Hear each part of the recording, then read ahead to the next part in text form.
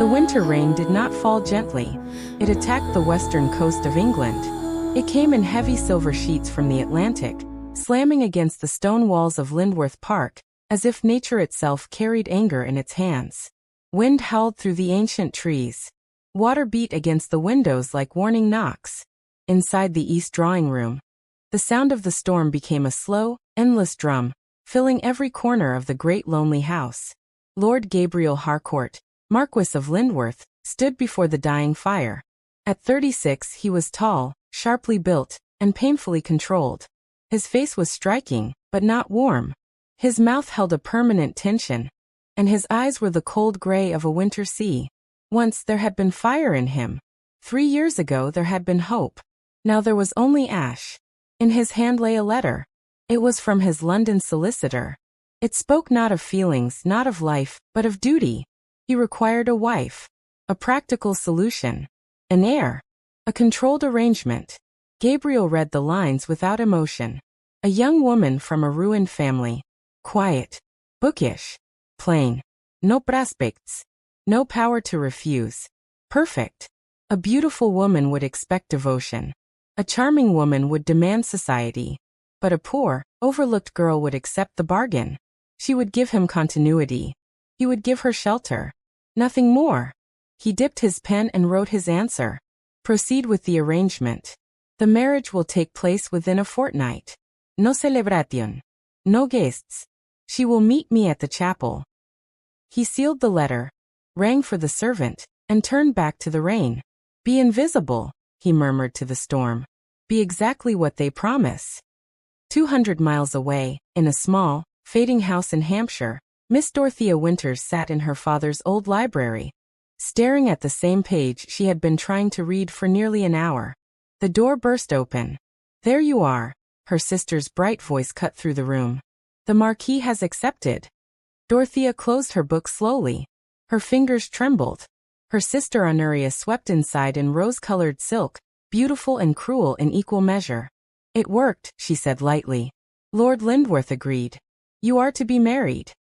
Dorothea's heart sank, but her back remained straight. So it is done. Honoria laughed. Of course it is. Men like him need solutions, not wives. And you, dear sister, are the most convenient solution imaginable. Why did you do this? Dorothea asked quietly. Honoria's smile sharpened. Because it is funny. The plain girl and the broken lord. The invisible mouse and the beast of Devon. My friends and I have a wager. I think you will stay forever. You are too proud to run and too gentle to fight. Dorothea looked at her sister then, really looked at her, and saw not beauty but emptiness. You are cruel, she said. And you enjoy it. Honoria only laughed and left. The rain began to fall harder outside the window. Dorothea rested her forehead against the glass. I will not rot, she whispered. I will survive. 3 days later, the black carriage bearing the Lindworth crest arrived. The journey west was long, cold, and silent. The land grew darker, wilder, the air sharper. When Lindworth Park finally rose before her, gray and towering beneath a bruised sky, Dorothea felt as if she were approaching a cliff, not a home. The chapel was small and cold. Candles flickered against stone. Gabriel Harcourt waited at the altar. He did not smile. He did not bow. His gaze measured her as one might measure land or timber. The ceremony passed like a distant sound. Vows were spoken. A ring was placed on her finger. His hand shook once when he touched her. Then he stepped away. He did not kiss her. That evening, a knock came at her door. I will not disturb you tonight, his voice said through the wood. You are safe here. From the world. And from me. She sat down slowly, stunned. The next morning, the dining room doors opened. Honoria entered. And she did not come alone. She brought friends. Laughter. Mockery.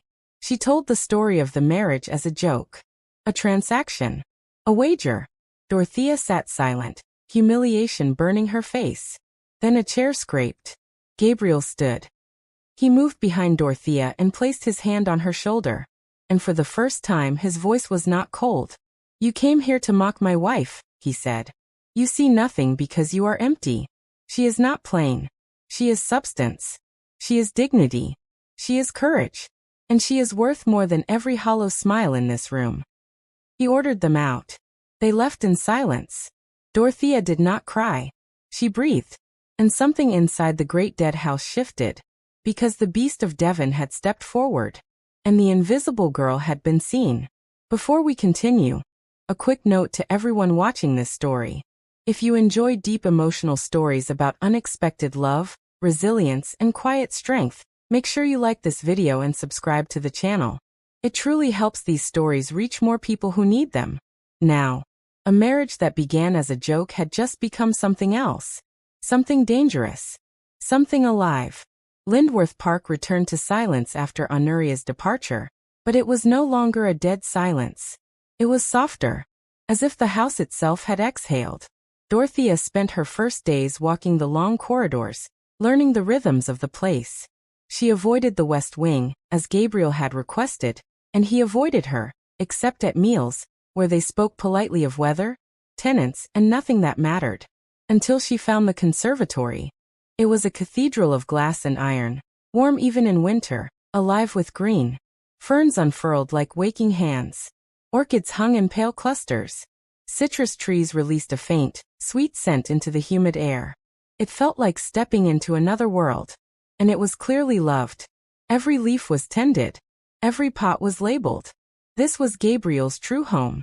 Dorothea wandered slowly, touching the edge of a lemon leaf, breathing in soil and life. In a shaded corner, she noticed a single plant that did not belong. A winter hellebore. Its leaves were yellowing. Its white flowers drooped. The soil was soaked. She knelt and examined it. "You are not sleeping," she whispered to the plant. "You are drowning." She moved it without asking. She placed it where light could reach it. She loosened the soil. She propped its stem. Then she hesitated, and wrote a small note. "Helleborus niger prefers drainage and gentle light. It cannot bloom if it is drowning." She left the note on the desk and fled as if she had committed a crime. The next morning, the plant was still there, but the soil had been changed. The pot lifted. The drainage improved. Her note was gone. In its place lay a new one. "You have a keen eye. I mistook suffering for dormancy. Thank you." And beneath the words, a precise sketch of the flower. Dorothea's lips curved. She returned the following day. Another note waited. "The orchid near the fountain will bloom soon. I would value your observation." She sat beside the fountain and watched the bud open. She wrote what she saw. She sketched its shape. She left the page behind. He answered. Thus began their quiet conversation. They did not speak. They wrote. About soil. About light. About fragile things and stubborn things. But between the lines, other meanings grew. "This fern survives neglect," she wrote. "Resilience is often mistaken for hardness," he replied. "The cactus assumes every touch is theft," he wrote. "Perhaps it has never known a generous hand," she answered. Weeks passed. Winter deepened. And something between them warmed. One evening, Dorothea searched the library for a book on alpine plants. She climbed a ladder. The polished floor betrayed her. The ladder shifted. She gasped. Strong hands caught her. "I have you." Gabriel's voice was at her ear. His arms held her firmly, surely. He set her down but did not release her at once. For a heartbeat, she stood against his chest. She smelled soap, old paper, winter air. He reached past her and took the book. "You do not have to do everything alone," he said quietly. "Not anymore." Their fingers brushed. He stepped back sharply, as if he had broken a rule. She watched him go, her heart no longer quiet. The illness came soon after. Then, cold. Stubborn duty. Gabriel returned soaked from the estate, shaking with cold, refusing rest. The next morning, he did not rise. By noon he burned with fever. By nightfall he did not wake. Dorothea ran to the west wing. She did not ask permission. She stayed. And in the dark, as he spoke names and regrets, she held his hand and whispered back. "I am here. You are not alone." The fortress had been breached. And something far more dangerous than silence had entered Lindworth Park. Hope. For 3 days and 3 nights, Dorothea did not leave Gabriel's side. The west wing felt like another world inside the house. It was colder, quieter, stripped of comfort. Gabriel's room was almost monk-like. No unnecessary decoration. No softness. Only thick curtains against the light, and a bed where the strongest man Dorothea had ever known now lay helpless. His skin burned. His breathing was rough. His hands clenched and released as if fighting enemies no one else could see. At times he spoke clearly. At times he drifted into delirium. And in the delirium, his past came alive. "Caroline," he muttered once, his voice breaking. Why did you do it?" Dorothea flinched, not from jealousy, but from the sound of pain. It was not a lover's name he spoke. It was a wound. She pressed cool cloths to his forehead. She coaxed willow bark tea between his cracked lips. She ordered the servants with a calm authority that surprised even her. She kept the room clean, the water changed, the linens fresh. When nightmares came, he thrashed like a man drowning. "No," he groaned, half shouting. "I'm not enough. I'm not enough." Dorothea held his shoulders firmly. "You are here," she told him. "You are alive. You are not alone." Sometimes, in the deepest hours of night, she thought she saw fear in his face. Not fear of death. Fear of being seen in weakness. Fear of needing anyone. But she stayed. On the fourth morning, the fever finally broke. Dorothea had fallen asleep in the chair beside the bed, her head resting against the mattress, her fingers still wrapped around his hand. She woke to movement. Gabriel's eyes were open. They were exhausted, but clear. He stared at their joined hands, as if he did not understand how they were still connected. "Dorothea," he croaked. His voice sounded ruined, scraped raw. "You stayed." Tears rose immediately to her eyes. "Of course I stayed." His throat worked as if swallowing something too large to contain. "I heard you," he whispered. "In the dark. You kept talking. You kept coming back. You stayed." She squeezed his hand. "You are my husband." "No," he said, and a strange softness entered his voice. "It is more than that." His thumb moved slowly, brushing the back of her hand. The touch was weak, but deliberate, as if he was proving she was real. "Caroline left when I was merely boring," he murmured. "You stayed when I was dying." Dorothea swallowed. She could feel her heart beating like a drum beneath her ribs. "Why?" he asked. Not accusing. Not demanding. Truly asking. And the truth came out of her before she could reshape it into something safer. "Because you see me," she said, voice trembling. "Because you defended me when no one ever defended me. Because you know a plant needs drainage, and you knew I needed books. Because you looked at me like I was real." She took a breath that shook. "Because I think I have loved you since the moment you told my sister to leave." Gabriel's eyes closed. A single tear slipped from the corner of his eye and sank into his stubble. "I thought my life was over," he whispered. "I thought I was ash." He opened his eyes again, and the cold gray that had once ruled them was gone. In its place was something unguarded. "But you," his voice broke again. "You are the rain that wakes the seed." Dorothea leaned forward. She kissed his forehead first, gentle, almost afraid. Then she kissed his lips. It was not dramatic. It was not perfect. It was real. And it changed everything.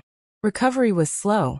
Gabriel grew stronger day by day, but he was no longer the same man. He watched Dorothea now, truly watched her, with a kind of bewildered gratitude that made her chest ache. She read to him as he healed. Botanical journals. Poetry. Sometimes philosophy. Sometimes simply a page from whatever she loved, because he wanted to hear her voice. One afternoon, sunlight spilled through the window and caught the loose strands of hair escaping her cap. Gabriel, wrapped in a blanket, stared as if he could not believe she belonged to him. "You look tired," he said quietly. "I am fine," she answered automatically. "Dorothea," he corrected gently. "Call me Gabriel. You called me Gabriel when I was dying. I would like you to continue." A soft blush rose in her cheeks. "Gabriel, then." He exhaled, as if hearing his name from her was a kind of healing all its own. Spring began to loosen winter's grip. The rain softened. Pale light started to return. One evening he said, "When I am fully well, will you walk with me? There is a lake. A hill where you can see the sea." "I would like that," she whispered. The distance between them melted slowly, not with sudden passion, but with steady certainty. a hand on her waist when she passed him in the corridor. A touch lingering a moment longer than necessary. A glance that lasted too long to be accidental. By mid-March, he was well enough to dine downstairs. After dinner he did not retreat. Instead, he stood at the French doors and looked back at her with something almost shy. "The sky is clear tonight," he said. "Exceptionally clear." Dorothea looked up from her embroidery. "Is it?"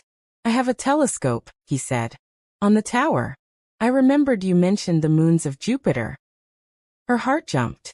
"I have read of them," she said softly. "I have never seen them." He held out his hand. "Come."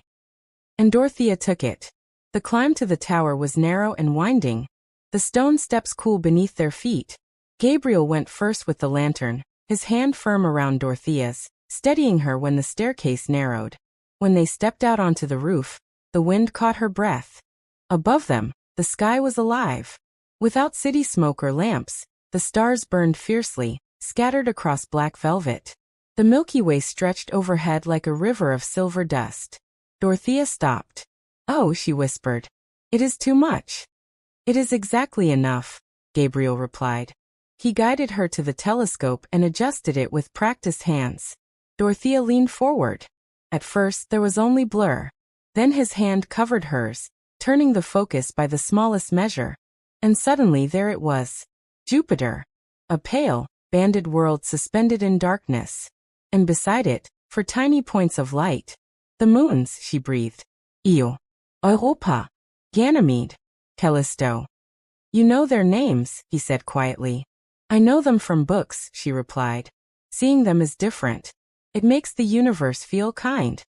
She turned in his arms to face him. Starlight traced his face in silver and shadow. "Thank you," she said, "for giving me the stars." "I would give you the universe," he answered. "But I only have this. My name. My house. And a heart I thought was dead." He lowered his head and kissed her. This time there was no restraint. No fear. Only two people who had waited too long to be touched. They returned to the West Wing with the house silent around them. Not as strangers bound by duty, but as husband and wife in truth. From that night forward, Lindworth Park changed. Morning found them side by side in the conservatory. Afternoons on horseback across the estate. Evenings reading together in the library. The servants noticed. The house softened. Curtains were opened. Fires were kept bright. Laughter began to echo where only footsteps once lived. It was in the conservatory that Dorothea first saw the young maid lingering near her easel, watching her sketch a fern with open longing. "Come in," Dorothea said gently. "Would you like to see?" The girl blushed. "I didn't know plants had patterns, my lady." "They have mathematics," Dorothea said, smiling. "Everything does." "I can't read," the girl admitted. "But my grandmother taught me which plants heal." Dorothea looked at Gabriel. An idea sparked between them. "Would you like to learn?" Dorothea asked. The girl's eyes widened. "Me. Intelligence does not belong to rank," Gabriel said quietly. "Only opportunity does." Within weeks others joined. A gamekeeper's daughter.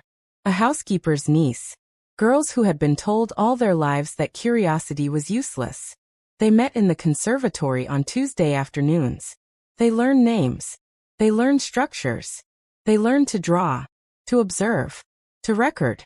Lindworth Park became something new. A sanctuary. Spring deepened. Summer followed.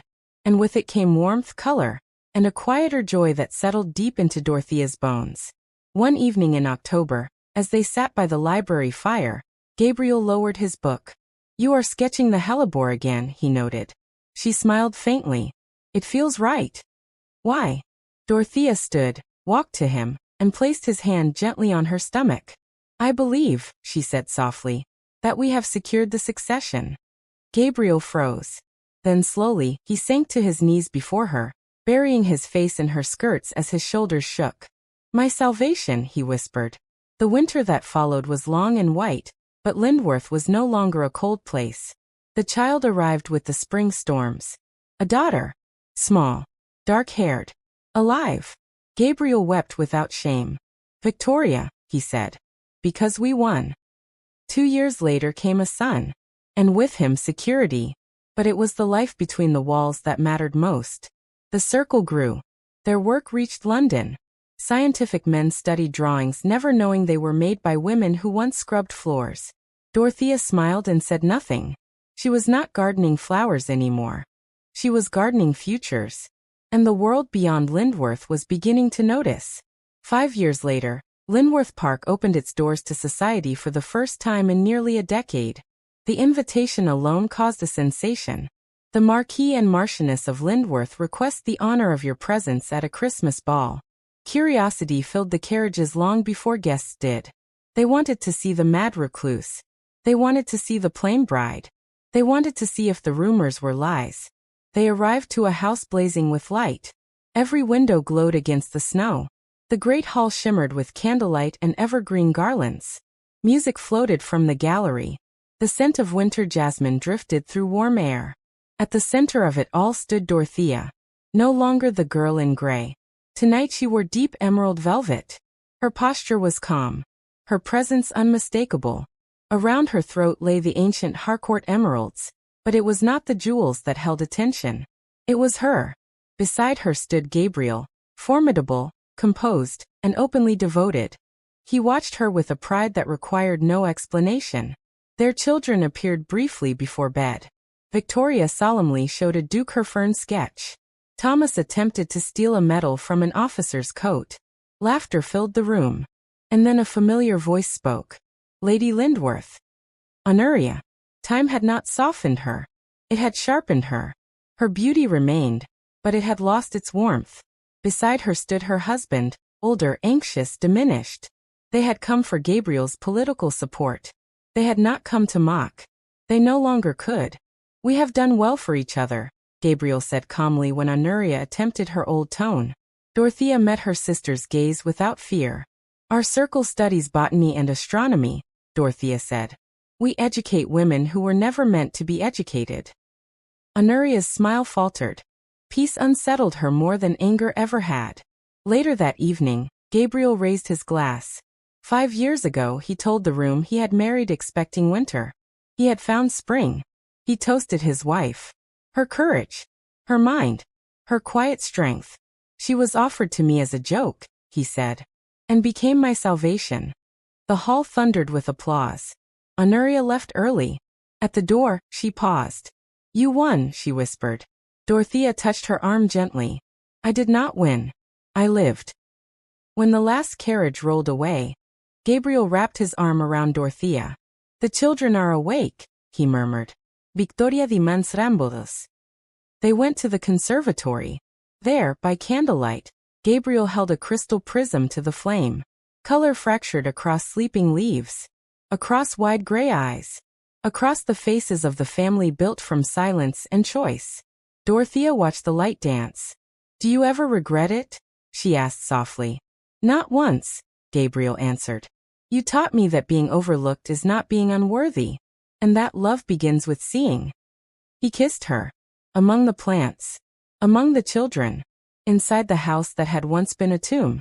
Dorothea smiled. She was not invisible. She was seen. She was loved. And the joke had become a story of life. If this story moved you, don't just close the video. Share it with someone who needs to be reminded that they are worthy of being seen. And tell us in the comments. What moment touched you the most? Do you believe quiet love can be stronger than loud passion? Your comments help these stories grow. And if you want more powerful emotional stories like this, subscribe to the channel and stay with us. Because sometimes the most unexpected stories are the ones that heal us the deepest.